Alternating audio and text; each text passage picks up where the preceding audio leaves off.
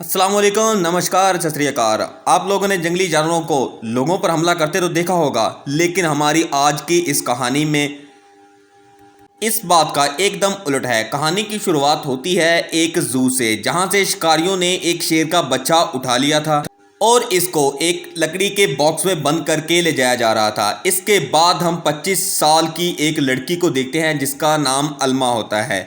इसका हम शॉर्ट नाम लेंगे, इसे आयमा कहेंगे। हमें अब 25 साल बाद का वक्त दिखाया जाता है। ये एक लड़की है जो पियानिस्ट बनना चाहती है। इसको जानवरों से बहुत ज्यादा प्यार था। एक दिन वो शहर से दूर एक आयरलैंड पर पहुंची। नाजरीन, हम आपको बताते चलें कि ये आयरलैंड इसके दादाजी ने इसको गिफ्ट में दिया था। अब हमें आगे फिल्म में ये भी पता चलता है कि ये दादाजी की सगी पौत्री नहीं थी, बल्कि ये एक ले गई लड़की थी।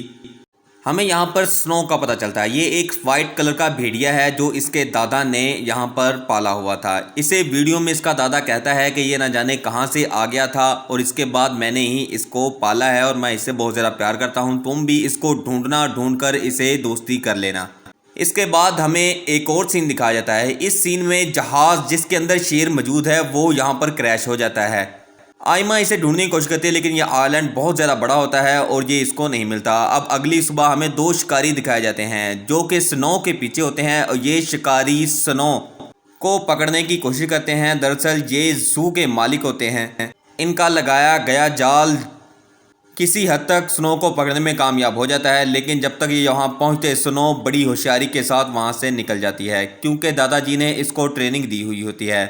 अब हमें आयमा दिखाई जाती है जो कि स्नो के सामने होती है। अब ये स्नो की जाल को काटती है और इससे दोस्ती कर लेती है। अब हमें अगला वक्त दिखाया जाता है, यानी वो जहाज़ क्रैश हो चुका है और वहाँ पर एक लाइन मौजूद है। अब नाज़रीन, अगले सीन में दरख्त में फंसे हुए डब्बे से शेर का बच्चा घोंसले में गिरता है। वहाँ पर पंछी आता है और इसे नीचे गिराता है। नीचे आयमा कुदरती खड़ी होती है और इसे गोद में झोंप लेती है। इसके बाद हमें वो सीन दिखाया जाता है कि आयमा के घर में स्नो भी अपने छोटे बच्चे को ले आई है।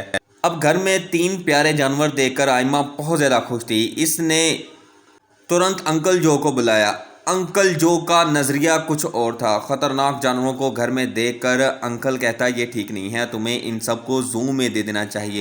अब इतनी ही देर में हमें अगला सीन दिखाया जाता है कि जू के चंद अफराद लाइन को तलाश करते करते इस जंगल तक पहुंच जाते हैं। ये आयरलैंड इसके दादे का गिफ्ट में दिया हुआ होता है। ये सबसे पहले आकर आयमा से टकराते हैं। आयमा इनसे साफ साफ झूठ बोल देती है कि यहाँ पर तो कोई भी जानवर नहीं है। इसके बाद वो लोग चले जाते हैं और आयमा इनका अच्छे से ख्याल रखती है। अब आयमा बहुत ज़्यादा खुश थी क्योंकि स्नो शेर के बच्चे को और अपने बच्चे को दोनों को दूध पिला रही थी। अब हमें दिखाया जाता है कि वो इन दोनों का नाम रखती है।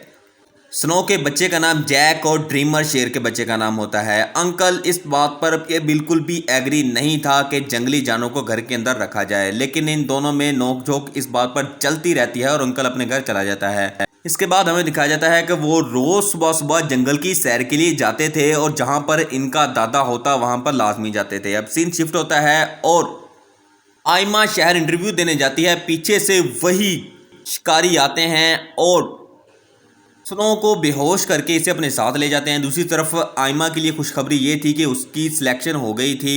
अब वो आयमा घर आती है तो देखती है सब कुछ बिखरा हुआ है। बच्चों को बहुत ज़्यादा भूख लगी हुई है। अब आयमा इनकी मां को तलाश करने के लिए पूरा आयरलैंड छान मारती है, लेकिन वो इसे कहीं भी नहीं मिलती। आखिर वो क्यों मिलती, उसे तो शिकारी ले गए थे। अब आयमा इनकी पूरी जिम्मेदारी उठाती है। अब अंकल भी आ जाता है। अंकल घर का सामान तहस नहस देखकर आयमा के ऊपर गुस्सा होता है और उसे कहता है कि इन सबको जू के अंदर भेज दो। लेकिन आयमा अपनी बात पर बाजिद थी कि ये जानवर मुझे बहुत ज़्यादा प्यारे हैं और मेरे दादा का यही ख्वाब था कि मैं इनके साथ रहूँगा। अब बच्चे बड़े हो रहे थे, आस्ता आस्ता इनको 6 महीने गुजर चुके थे। आयमा किसी न किसी तरीके से अपने अंकल को इस बात पर एग्री कर लेती है। अब वो अपनी जॉब को छोड़ चुकी थी, जो इसको पियानिस्ट की नौकरी मिली थी उसे छोड़कर ये अब इनके साथ ही खेलना और कूदना सीख लिया था। अब आयमा ने इन्हीं के साथ अपनी ज़िंदगी का मकसद बना लिया था कि इनको खिलाना है। अब बच्चे बहुत ज़्यादा बड़े हो चुके थे, इनको तकरीबन 1 साल का वक्त गुजर चुका था। अब अंकल जो शहर से इनके लिए मांस लेकर आते और इन्हें खिलाते, लेकिन इनके करीब ना जाते क्योंकि अंकल जो को इनसे बहुत ज़्यादा डर लगता था। अब सब कुछ सेटल था। एक दिन माँ और बेटी न जाने कहाँ से आते हैं और इनको स्नो का बच्चा देख लेता है और इनकी तरफ यानी जैक जो इनकी तरफ भागता है बहुत तेज़ी से। अब आयमा इनको देख लेती है। आयमा इसको बचाने के लिए भागती है, ना जाने कहाँ से आयमा का पाँव एक पत्थर से टकरा जाता है और इसका सर फिर पत्थर से टकराता है गिरने के बाद। इसके बाद वो बेहोश हो जाती है और वो दोनों माँ बेटी वापस इतनी जल्दी कश्ती में बैठकर चली जाती हैं। अब ये दोनों जानवर इसके पास आ जाते हैं और इसे उठाने की भरपूर कोशिश करते हैं, लेकिन आयमा को चोट बहुत गहरी लगी थी और वो नहीं उठ पा रही थी। अब दोनों जानवर ज़ोर ज़ोर से आवाज़ें लगाते हैं और हेल्प के लिए मदद मांगते हैं, लेकिन कोई इनकी मदद को नहीं आता। अब सारी रात वहीं गुजर जाती है और ये दोनों जानवर इसके पास बैठे रहते हैं। अब अंकल उधर बहुत ज़्यादा परेशान थे क्योंकि 1.5 दिन से उसके पास कोई कॉल नहीं आई थी। अब अंकल फैसला करता है कि वो खुद आइलैंड पर जाएगा और देखेगा। अंकल दूरबीन से दूर से ही देखता है तो जानवरों को देखता है। वहाँ पर वो फ़ौरन एनिमल कंट्रोल वालों को कॉल लगा देता है। अब अंकल तब नज़दीक जाता है तो देखता है कि दोनों जानवर तो उसकी हिफाजत कर रहे हैं। इस हरकत पर अंकल जो को बहुत पछतावा होता है। अब हमें अगला सीन दिखाया जाता है कि लड़की हॉस्पिटल में मौजूद है और अंकल जो उसके पास बैठा हुआ है। अब डॉक्टर अंकल जो को बताती है कि वो दोनों जानवर अगर इसके पास ना होते और इसे गर्मी ना देते तो ये लड़की ना बच पाती। हमें दूसरी तरफ दिखाया जाता है कि एनिमल कंट्रोल वालों ने जू के मालकान यानी एलन और एली को जैक और ड्रीमर बेच दिए थे। जैक एक भेड़ियों के झुंड रखने वाले फार्म को बेचा गया था, जबकि ड्रीमर सर्कस के एक मालिक को बेचा गया था। सर्कस के मालिक का एक बेटा होता है जिसका नाम राफा होता है। राफा बहुत ज़्यादा नरम दिल होता है और वो शेर का बहुत ज़्यादा ख्याल भी रखता है, लेकिन राफे का जो वालिद होता है वो बहुत ज़्यादा खतरनाक और जालिम होता है। वो शेर को तरह तरह के नशे देता है और इसे करतब करवाता है। अब शेर बहुत ज़्यादा मशहूर हो चुका था। ये एलन एलिवर नामी एक सर्कस थी जिसमें ये शेर बहुत ज़्यादा मशहूर हो चुका था और इसके ज़रिए इसने बहुत सा पैसा इकट्ठा कर लिया था। अब अंकल जो अपनी इस हरकत पर बहुत ज़्यादा पछताता है और सब कुछ आयमा को सच सच बता देता है। हॉस्पिटल से फारग होने के बाद ये फ़ौरन जू में पहुंचती है, एनिमल कंट्रोल वालों के पास जाती है और उनसे पूछती है कि आखिर वो बच्चे गए किधर। वो इन्हें बता देते हैं सच सच। इसके बाद आयमा इनके ऊपर बहुत ज़्यादा गुस्सा करती है और चिल्लाती है और वहाँ से चली जाती है। इसके बाद आयमा उनको फ़ोन करती है और पूछती है, सबसे पहले ये जैक का पूछती है। जैक का जो मालिक होता है वो उसे बताता है कि जैक बहुत खुश है और अपने भेड़ियों के अंदर वो खेल रहा है। इस बात से आयमा बहुत खुश हो जाती है, थोड़ी सी तसल्ली मिलती है। इसके बाद वो ड्रीमर का सोचती है। ड्रीमर का पता करती है तो इसे पता चलता है कि वो एक सर्कस वाले के पास है। ये तरह तरह हर सर्कस के अंदर मौजूद होती है और अपने ड्रीमर को तलाश करती है, लेकिन इसे ड्रीमर कहीं भी नहीं मिलता। वो लोग ड्रीमर को खुफिया रखते हैं और उसकी हालत तब्दील कर दी थी। अब ड्रीमर बहुत ज़्यादा मशहूर हो चुका था। इसके बाद हमें दिखाया जाता है कि वो सर्कस वाले जैक के करीब से गुजर रहे थे। वहाँ पर जैक ड्रीमर को देख लेता है। जैक समझदारी से ज़मीन के अंदर खड्डा करता है और नीचे से गुजर कर ड्रीमर की तरफ जाता है। ड्रीमर को वहाँ से बड़ी चालाकी और होशियारी के साथ वो आज़ाद करवा देता है।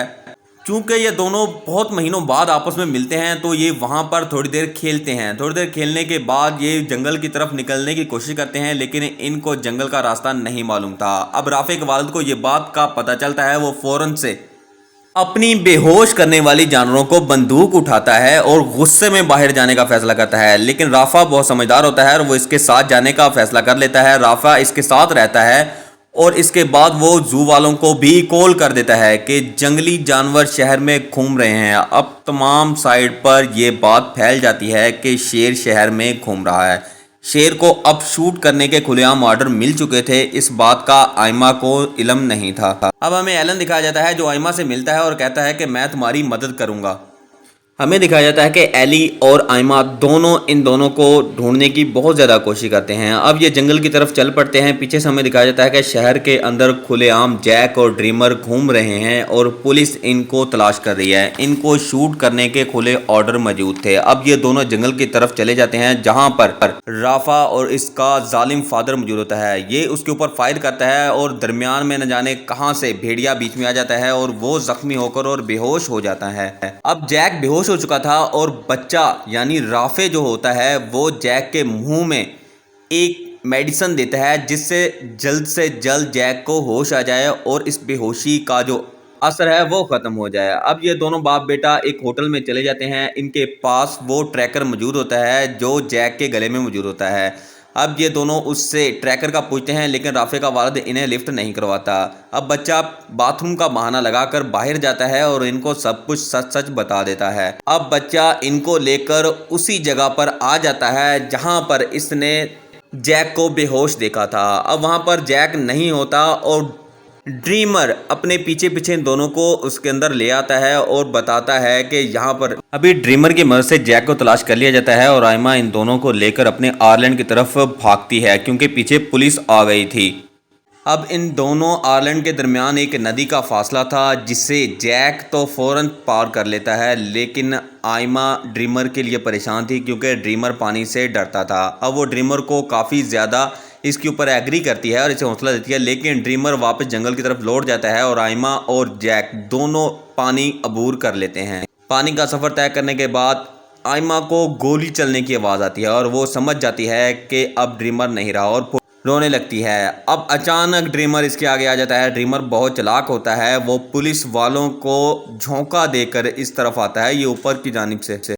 दरअसल ड्रीमर पुलिस वालों को पागल बनाकर रास्ता बदल कर आता है ताकि आयमा और जैक दोनों महफूज रहें। आखिरकार वो सब बहुत खुश होते हैं। आयमा एक पार्टी भी रखती है जिसमें वो जानवरों के मुतल्लिक अपनी बीती बताती है। यहाँ पर मूवी ख़त्म हो जाती है। शुक्रिया।